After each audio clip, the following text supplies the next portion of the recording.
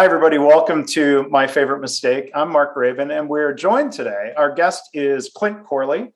He is a senior enterprise account executive at KaiNexus. And those of you who are watching on the YouTubes will notice we've got somewhat matching logo wear, don't we, Clint? We do. We did not plan this, but I'm happy that it happened. Yeah, well, we're thinking alike. Let's represent the company that we're both happy to be affiliated with. Clint is a full-time sales executive. I've been involved in different ways for a decade. Part-time role, advisor, investor in the company. I like KaiNexus a lot too. So just want to get that out on the table. And for those who are listening, conflict of interest warning, it's all out on the table. KaiNexus is the company that was founded by one of our guests in a previous episode, Dr. Greg Jacobson. So I'll put a link to that in the show notes. I don't have the episode number right in front of me. That's just my most recent mistake.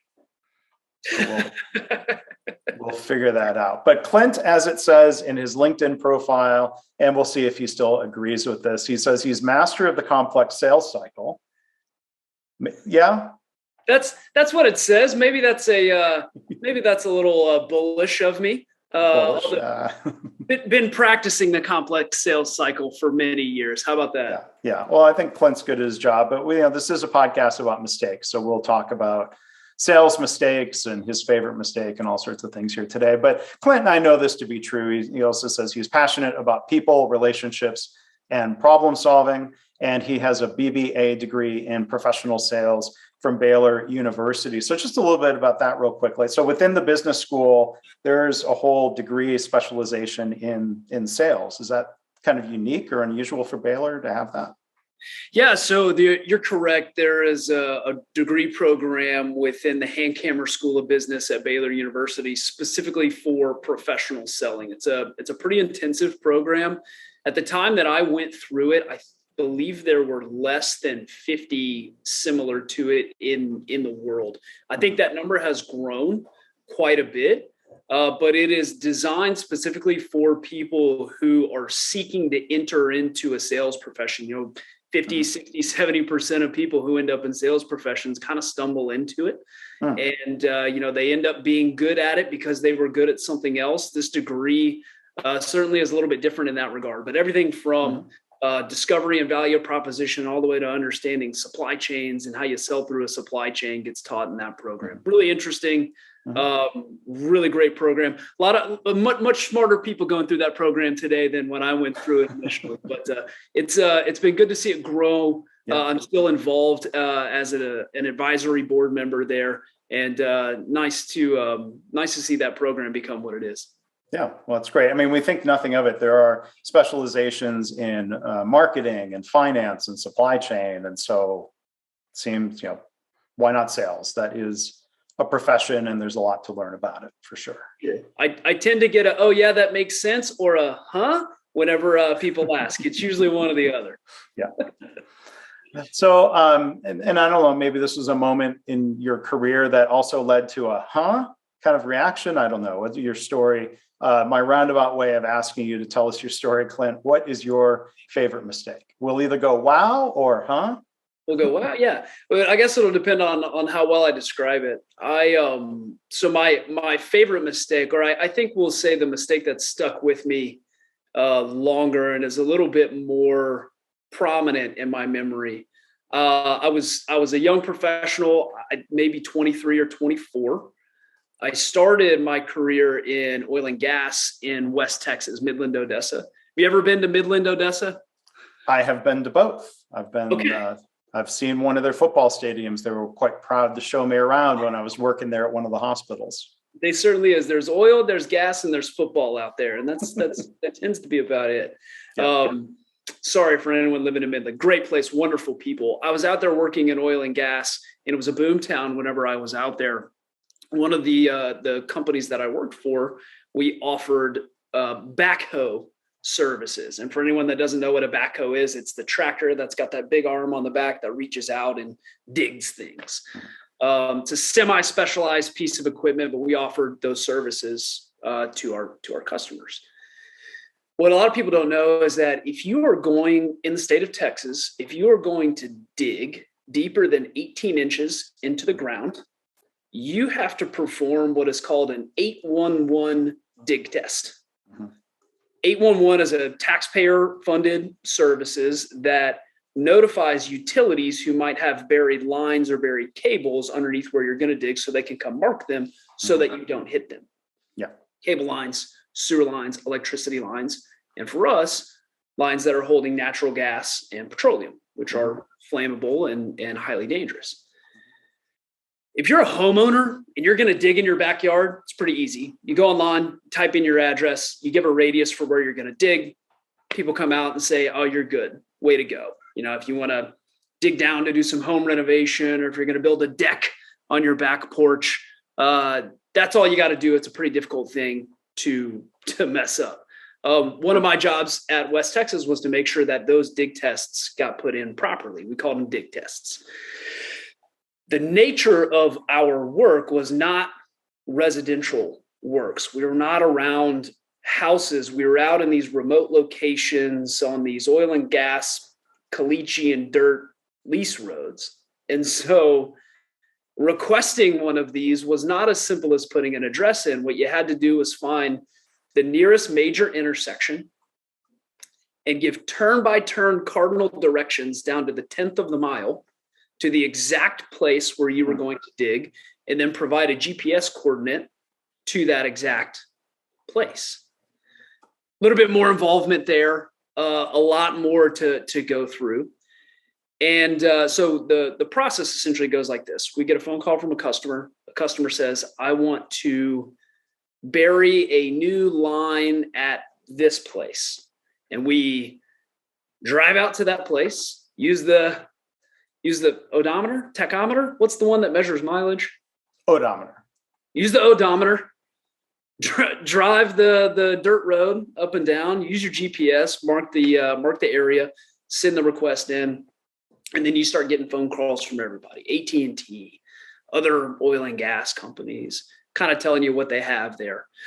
Once you've provided that information, they have 48 hours to respond. You have a 48-hour window to mark their lines, and then you're allowed to dig. Usually these jobs came up, I don't know, every couple weeks, every 2 weeks, every 3 weeks.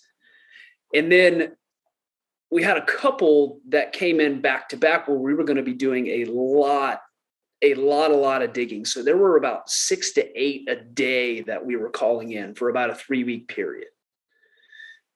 Well, you start doing something over and over again, you start to get better at it.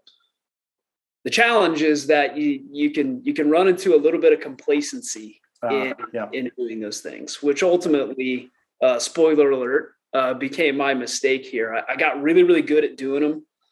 I got to the point where I could knock out a ton of them in the morning and then kind of have whatever I wanted to do with the rest of my day. There was one day where we had like 8 or 9 requests come in for a customer. I'm not going to name the customer.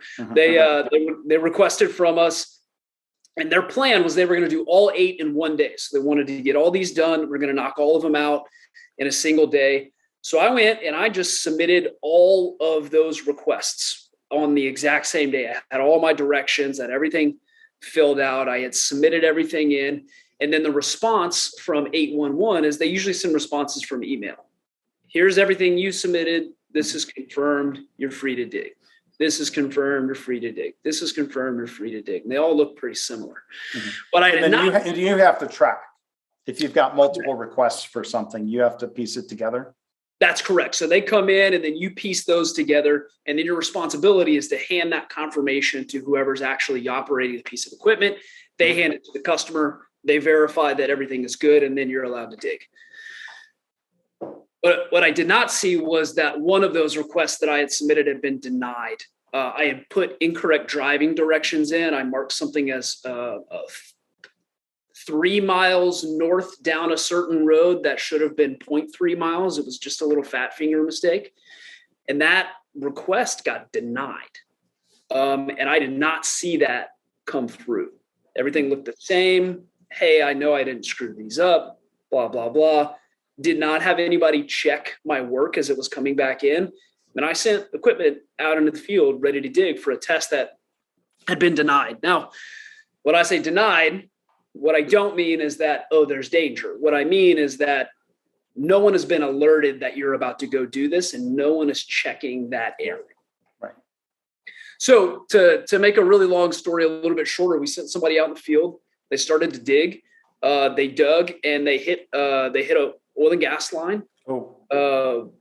Good news is it was an abandoned line that hadn't been used in about a decade. Mm-hmm. It was also a water line that only would have had water running through it. But they hit that line. They stopped the job, as they should. They call their safety coordinator. We call our safety coordinator. They go out to look. We have all of our documentation in a row. And of course, we hand our documentation to the customer. Customer looks at the document and says, oh, no, this one has been denied and this area has not been checked. Right, which obviously fault there then lies on us and ultimately on me. What the customer ended up doing was classifying that incident as what they call a SIF incident. It's the potential for a serious catastrophic incident or fatality, PSCIF. It's a rare acronym with a silent letter in it, right? The silent P, I was like, SIFF, what is anyway, yeah, so they put a silent P in there. So anyway, because they classified it that way, they had a certain protocol and procedure that they had to go through to get to root cause analysis. And part of that was meeting with their corporate HS&E people and going through our process for exactly what we did and exactly how we missed what we missed. And then ultimately, what are we going to do to correct that? I think, there was a lot of mistakes that happened in there. I think there was a complacency mistake. There was certainly a process mistake. There was certainly the mistake of not having people check our work. Was that normally the process to have those double checks and you had gotten away from that? Or was that not the process? Did they just expect you, hey, don't make mistakes? Yeah, the process was for whoever. So ultimately, the people that are out on the job doing the work are responsible for the safety of that work. And I think that because the job was, it wasn't a rush job, but we wanted to knock it all out in one day. So we got started really early that day and we had a sense of urgency about us. And so there was not a double check, which was our process. There's always a double check of that test and what it was. And we didn't do that. There should have been more representation from everybody that was out there on the site to double check those things again. We definitely should have had a more formalized process for how we document the way that we actually got our driving directions and the way that we got our, GPS coordinates and those types of things. I think, on a personal level, right, there was a bit of a complacency issue there. I'd gotten really good at it. I was really good. I knew what I was doing. I didn't need to check my own work, or I didn't need to have somebody else check it. I think what I learned more than anything is that when you make that kind of mistake, there's no real running from it. There's not really anything you can do on that front. There's certainly no hiding it at that point in time. I mean, it had happened. Customer was there. Everybody was there. Everybody understood what was going on. But I think more of anything, what I learned is that the way that you react to a mistake is really what's important about it. I think we did a really good job of stopping the work and making sure we were doing the work in a safe way. We also did a really good job of immediately kind of opening up everything that we did, both internally and with the customer, and identifying a better process and a better way to do that. And then I learned that, people are gracious. They really are. And our customer was certainly gracious with us in that regard. That was something that could have killed a contract, something that could have cost a lot of people a livelihood and income and those types of things. And we were fortunate enough where we were willing to show that we made a mistake. We're owning that mistake. We're not hiding from that mistake, and that we're actually doing something about it. When you say it could have killed the contract, you didn't say, or could have, at first I thought you were going to say contractor. Like if it was an electric line, like, is that a mistake that could have been really harmful or fatal to somebody, or it would have damaged the business contract and relationship, or both? It could have damaged a person. It could have hurt somebody physically. What what it probably should have done is damage a business relationship and end a business relationship, right? I mean, there's just certain things, it's not like people aren't, it's not that you can't get past a mistake or give somebody an opportunity to own up to a mistake. Although there is there is this part of it that you have to look at those mistakes and say, okay, is this something that could happen again in the future? And do I think that allowing this person to continue to work with this could be harmful to a person? Mm-hmm. Yeah. So, I think both in that sense or in that regard, I think we were fortunate that nobody got hurt. And I think we were fortunate that, that a business didn't get hurt, although that's the secondary priority, obviously. Yeah. And I mean, it sounds like you were in an environment that was focused on learning from the mistake. Like it doesn't sound like it sounded like you felt bad enough. There weren't great consequences in the short term. You didn't get fired for this. They were willing to help you work through the improvement. Yeah. And I'm very grateful for that. Right. I mean, there's certainly this thing where it wasn't like, okay, our response is that in order to make sure this doesn't happen again, we're going to terminate employment. Our response was, in order to make sure this doesn't happen again, we're going to put a process in place to make sure it doesn't happen again. Yeah. Which again, right, I was certainly very grateful for, because that could have ended in a different way. Yeah. So, I mean, that story, it's clear it's stuck with you over this time. I mean, are there applications for the lessons learned in the work that you do now, like looking at sales as a process? Is there a risk of complacency or sloppiness, or being good at something, doing something a lot, and then oops? I mean, are you on guard for that, or how do you?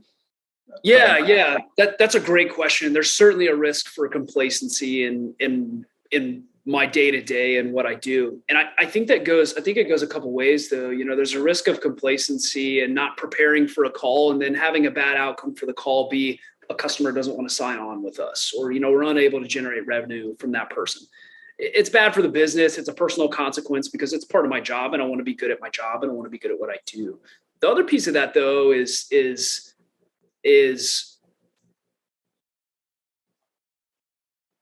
the last thing you ever want to do to a customer is oversell or overpromise. And then certainly the last thing you want to do is say that you can do something that you can't do. In the world that KaiNexus works in, and our product and the solution that we provide and the services that we go with it can be complex. There's a lot of options. There's a lot of configuration that needs to be done. There's a lot of different ways that people can use our platform and use our services. There's different levels that people can use it at. You can use it on a small scale. You can use it on a large scale. And so there's a lot that has to go into it to make sure that by the time that someone says, yes, we agree that this is a good relationship to enter into, that it actually is, and that we all understand what the expectations are of one another. Because poorly defined expectations and statement of work just creates poor results for everybody. And so I think that I've taken a lot of those lessons. I've tried to be a serial note taker. I've tried to double check and triple check my own work. I've certainly learned that sending my work to other people is not a burden to them. It's a help for everybody. And so I try to take those things and apply them here. Look, I still make mistakes and make them every day. And, again, that's where you rely on people just being gracious towards you. Yeah. When I think of, sales, and particularly software sales, like software is so ephemeral, if that's the right word. Like it's constantly changing. There's a lot you can do with software, where, it's not like with, say, a backhoe or certain products where the laws of physics maybe kick in more often, right? So I think of, 20 years ago, I worked for a different Austin-based startup software company. And I remember there was often tension where we had sales executives. And then I was in a role for a while, primarily as a sales engineer, who I was doing the more technical setup on demos. And, it was a little bit more of an interface between sales and development. And I remember there being these times of like conflict of like me thinking I'm, kind of trying to speak truth to power, who was the sales executive, like, well, you said the customer asked, can the software do this? And you said yes. And I think the answer to that's really no.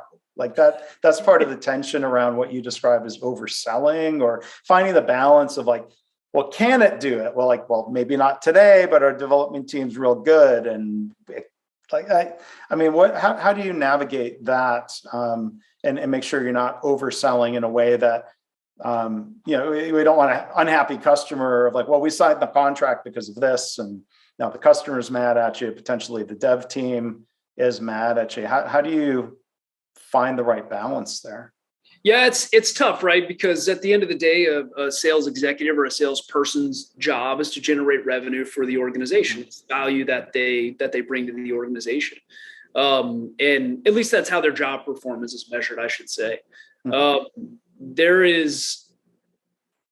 There's a lot there, right? Because can a product do something? Maybe the answer is yes. Maybe the right question to ask is, should our product be doing that thing? Should it be applied in that way? There is certainly a sense of, hey, this customer is asking for a feature and I'm pretty sure it's coming out in the next 30 days. And, I'm pretty sure they're not going to get signed on in the next 30 days. So do we really need to have that conversation right now? I mean, the short answer is yes, you absolutely should. I like the Ted Lasso quote here. Be curious. Be curious, not judgmental. Why is a great question. Sure, I think we can do that. Why do you ask? What's important about that? What are you really trying to accomplish there? And then I think at the end of the day, if the answer is no to something, the answer's got to be no to that thing. No, we can't do it. Hey, the truthful answer is no, we can't. The truthful answer is that if we were going to, it would probably take about this period of time, but even I can't guarantee you that. And then, at the end of the day, you can look back at whatever you did and you can say, hey, I was honest and I was forthright and it either worked out or it didn't work out. Does that answer your question? Yeah. I'm just kind of rambling there a little bit. No. I mean, it's a complex situation to navigate, this balance of, well, if the customer if it's a big enough customer and they're paying enough, that could fund the development of that feature. But then you're trying to balance like, well, is that a feature other customers would want, or is that a customization? There's a lot of things to weigh there. Sure. Yeah. I think that's a big piece of it. And, I think the other part of it too is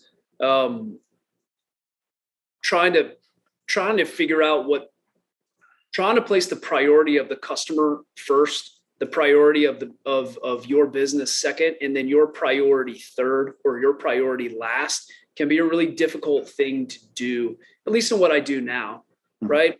My priorities have to be the priorities of the customer first. They have to be the priorities of the KaiNexus business second. Everyone else's can come third, and then I can worry about my own. And it's hard. It's hard to do that. It's you got to gut check yourself, and you got to keep yourself honest towards that.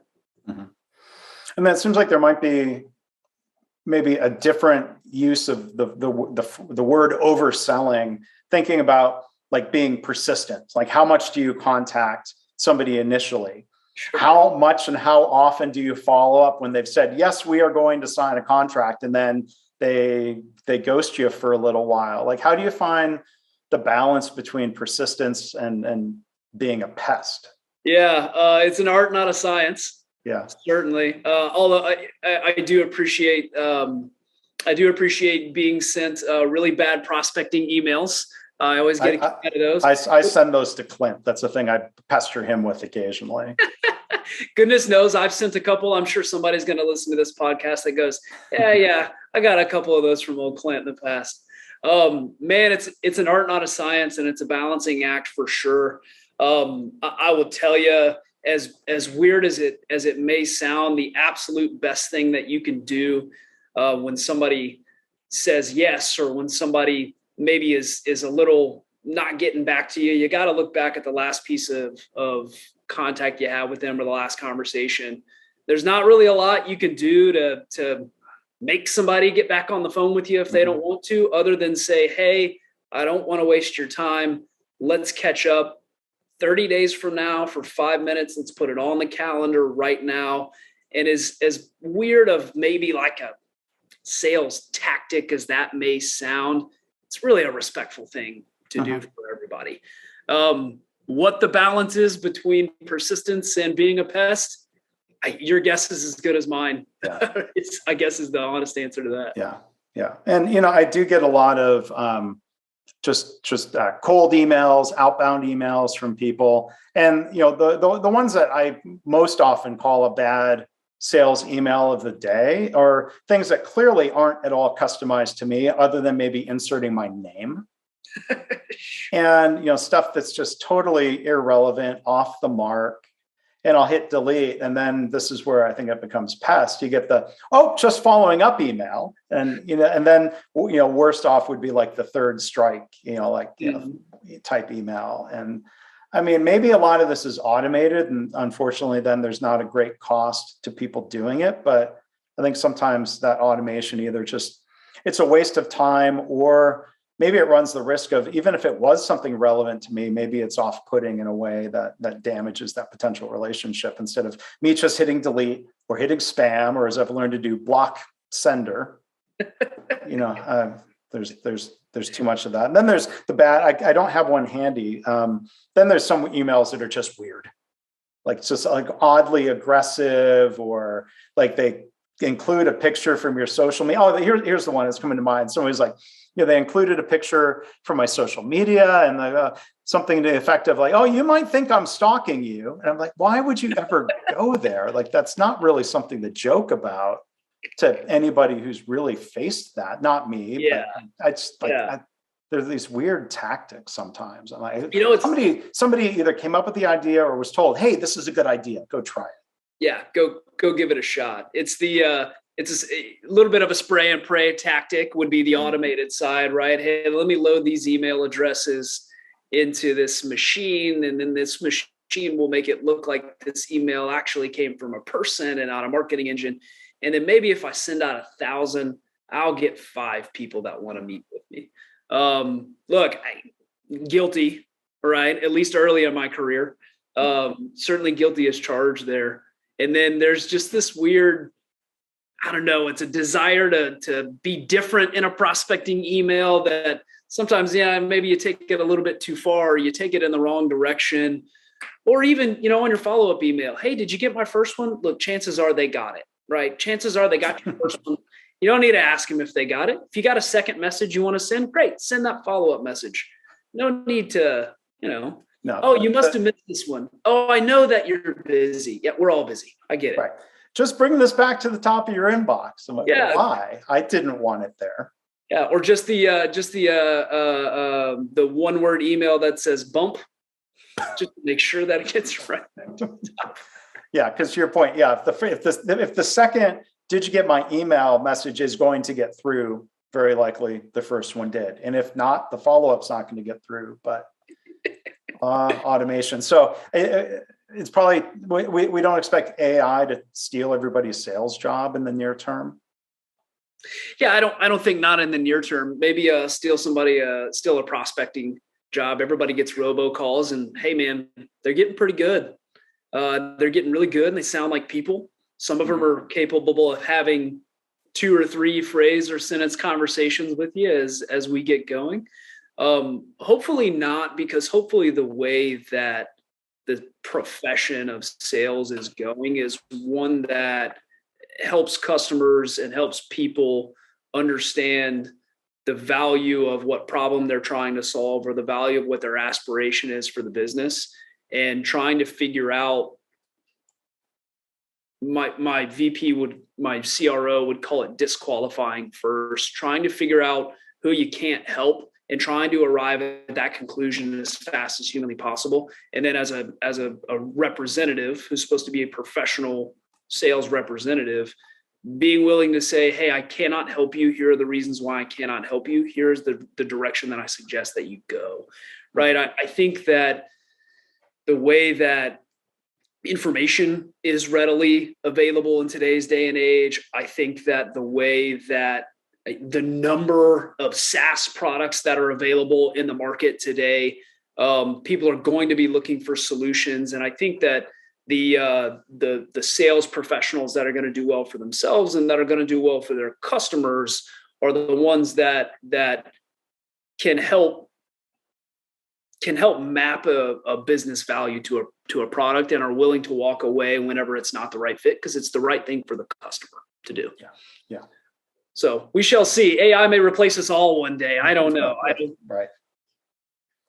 Maybe even as podcast hosts. Not that that's not a lucrative job. That AI would be smart enough to not steal that job. Yeah, there you go. No, we don't want that one. So maybe one other question for you. You think about, you mentioned earlier how a lot of people stumble into sales. What would your high level advice be to somebody who says, hey, Clint, my company's asked me to go into a sales role. I've been a technical person or a domain expert, and now they want me to go do sales, like how to learn, what to read. What would your advice be? Oh, yeah. Wow. Really good question. Before you decide that you're going to go try to sell anything to anybody, make sure that you agree that what you're selling is actually helpful for people. I think that would be my first piece of advice. You'll have to decide what your definition of helpful versus non-helpful is, but make sure that it's something that actually provides value to an individual, to a business, or otherwise. I think that would be my first piece of advice there. My second would be, go find people in your network, go on LinkedIn who are in the sales profession and go talk to them about it and ask them if they like it. Ask them what they do. Ask them what they love about their job. Ask them what they hate about their job. And then the third is I would say, make sure you know your motivation for going into it, and make sure that you find a company that incentivizes you as a sales professional in a way that actually gives you some fulfillment. If you're going into it to go make a bunch of money, it's okay. Make sure you know that that's your motivation, and make sure you're picking somebody that's willing to do that for you. If your motivation is to be helpful, to be a problem solver, if your motivation is to lead the future of AI in healthcare, right? Make sure you go find a company that's going to go do that. As far as what to read goes, oh man, there's a ton of sales books you can go read. I was trained in spin whenever I was at Baylor. I've read both solution and new solution selling. I'd go take a gander at those. The Challenger sale wasn't my favorite, but go read it anyway. We're reading a book right now called The Qualified Sales Leader. I would check that book out as well. And then I tell you, my professor in college, she runs the Center for Professional Selling today. She gave me a book that was a parable called The Go-Giver. And it's a counterbalance to the concept of a go-getter. And I would recommend reading that because it's a really good way to understand a very positive mentality around the sales profession that you could put towards yourself. Okay. Well, thanks. Again, our guest today has been Clint Corley from KaiNexus. So before we wrap up, just two questions related to KaiNexus. For one, you mentioned earlier SaaS. There's no silent P in that acronym, but there's a hidden S. So software as a service, SaaS. Let's say you're on an elevator with someone who says, "Hey, Clint, that's a sharp-looking polo shirt. What is KaiNexus? Who do you work for? What's your elevator speech about the company?" Oh man, I appreciate you teeing me up for this question. We are a software company at our core, and we are on a mission to help people spread continuous improvement. We help our customers do two things. We help them collaborate together on problem solving, and we help them report those results to the broader business. That's what we're helping people do. If you're having a problem with one of those two things, you ought to give us a ring. And people can learn more about the company at KaiNexus.com. I'll put a link in the show notes, KaiNexus.com. Now, the final question, thinking about the company and how we operate as the company has grown. From the early days, and I think one thing that Greg and Matt were very intentional about as co-founders, and I tried to support in different ways, is creating a culture where there was this healthy notion of learning from mistakes, not blaming and punishing people for a simple human error or for discovering a problem that we didn't even know was possible. So it's a leading question, but I'm curious, if you have reflections or even a story as we wrap things up here, talking about that culture within KaiNexus of learning from mistakes instead of, focusing on blame and retribution, if you will. Sure. I'll tell on my CEO here a little bit. I had a meeting with Greg a couple weeks ago. It's been a couple weeks ago now. And to me, I think this is very telling.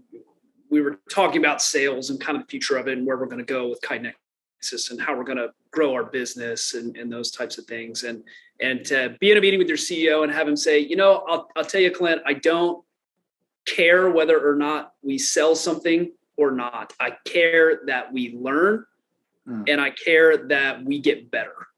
I think we've done a good job of creating that. There has certainly been mistakes made this year. There were mistakes made last week. I'll probably look back on today and figure out that there was a couple that were made today. But I think that we do a good job of blaming process, not people. I think that we've done a good job of creating trust between managers and subordinates in our organization. And I think that we are in a real interesting and precarious position. And let me find my words here. I think that we have created an organization where finding problems and identifying problems is such a good thing that you want to be the first person to point your own out, because asking for help is a sign of strength and not a sign of weakness. I think we've done a good job of that. And the meeting that I had with Greg a couple of weeks ago, I think is a good example of that. Yeah, he's trying to do, he's very mission based and principles driven. And yeah, he does care about the company and the growth, but it's not selling at all costs. I think that's clear and that's fair to say. Yeah. Your words much more elegant than mine were there. It's all right. But I don't think Greg would mind you talking about that, because that is, I think the culture of the company. I make mistakes, and like you said, and somebody like I've been in workplaces. Final comment I'll make, early in my career, where, oh my God, people would jump all over you for making a mistake, and that's so dysfunctional. And sometimes I still have wounds from that, but I've gotten much better when I realize I'm in an environment where, I can safely disclose, I made a mistake. And then the focus is on, well, how did that happen? And what do we do to prevent it from happening again? That's better for the company. And I think it's better for the people working in it. Sure. Totally agree. So that's what my favorite mistake is all about, that concept and that mindset. So Clint, thank you for sharing your favorite mistake story, what you learned from it, and how you've brought that forward into sales. So again, our guest has been Clint Corley, Senior Enterprise Account Executive at KaiNexus. Clint, thanks a lot. Thanks, Mark.